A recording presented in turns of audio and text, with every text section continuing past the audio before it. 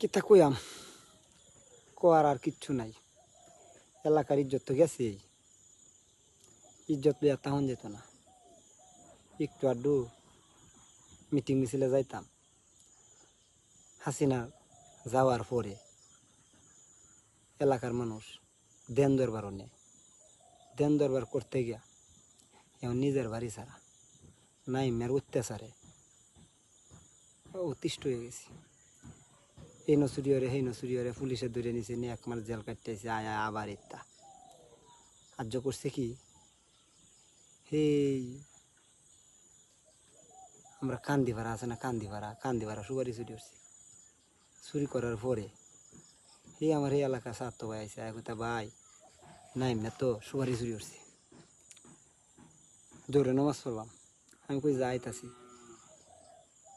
বাড়তে বাড়ি হইতে পারে তারা 4 জন। নাইমে সুপারি চুরি করছে, ব্যাটারি চুরি করছে, কলা চুরি করছে।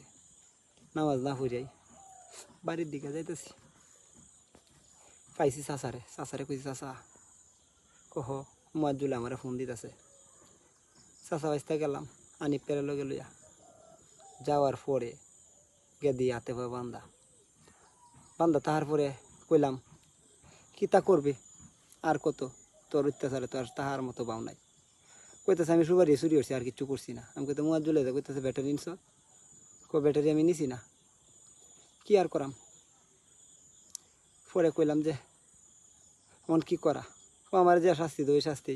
আমি কইতে পুলিশে ধরে নিছি, ধরে নিলেও তো এতেই করছ।